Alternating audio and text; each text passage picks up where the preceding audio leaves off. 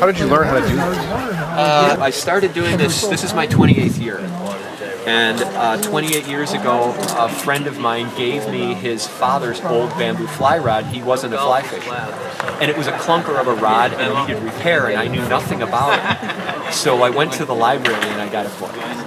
And I didn't realize till after that I was actually picking up like the Bible of bamboo fly rod making. And I started reading the book and fell so madly in love with the process that I've just been doing it ever since.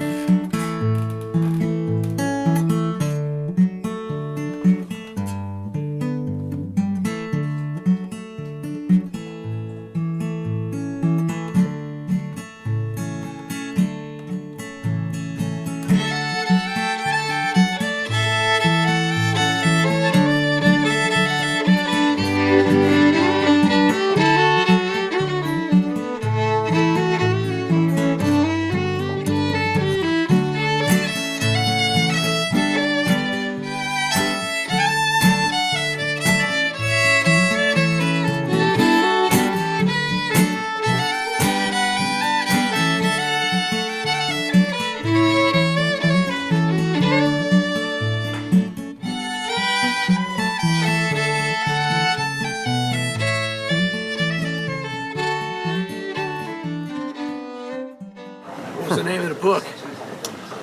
It's called A Master's Guide to Building a Bamboo Fly Rod. The master was Everett Garrison, and arguably he's the greatest American fly rod maker. He was an engineer by trade and applied all his engineering skills to making fly rods. So he kind of took fly rod making to its mathematical peak. The end of this book, the whole last third of the book, is just his mathematical formulas that he used to really dissect all of the information that goes into creating a fly rod and mathematically create basically the perfect fly rod. Really? Wow. That is ridiculous.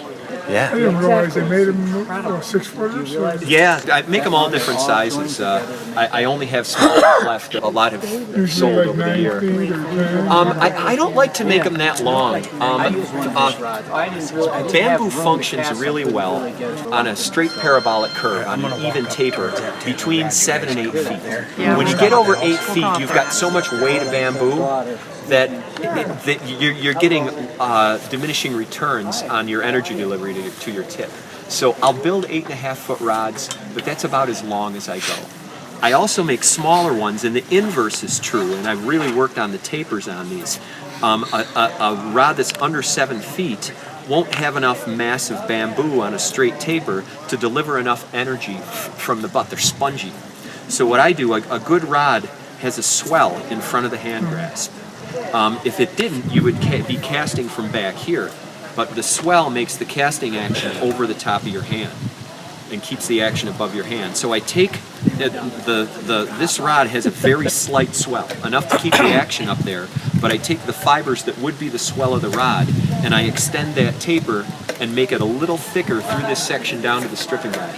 So this rod has a little more backbone in the butt end. It's a thin, little 2-weight, small stream rod. But when you're doing a 10-foot cast, you can take this rod and turn over 2 false casts and you'll be 30-35 feet across the stream in the other direction because it's got the backbone to do it. It's taken me a long time to work on my tapers and really perfect my tapers. Imagine. Yeah. 1 stick of bamboo. Cut it in half approximately where I need to cut it. And then I split it.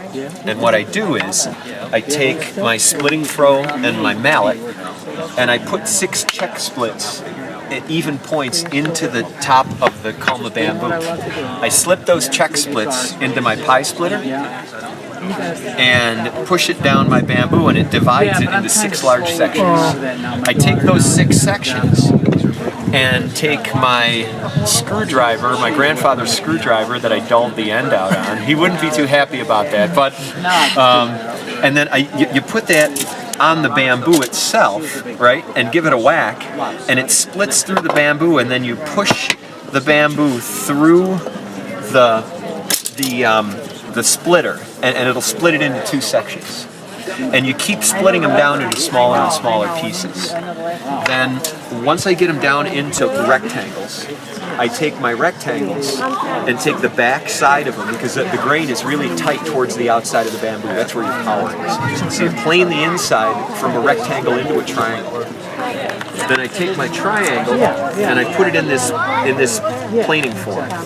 It's adjustable on either side. I take a depth gauge and adjust my form to the exact depth I want. It's a 30-degree bevel on each side, giving you a 60-degree triangle.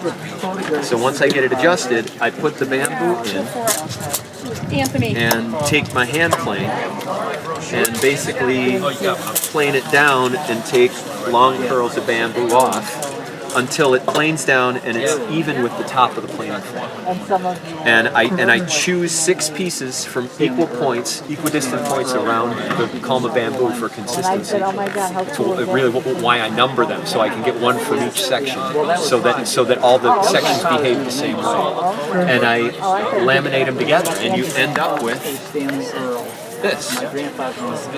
Okay, now how do you glue 6 pieces together? The way that you glue them, I take masking tape and I cut the masking tape. And let's see, I've got this here. Then I take the masking tape and then line all the other pieces up next to it. And I take that same strip and put another piece of tape all the way up, so that all the pieces of tape start on one strip.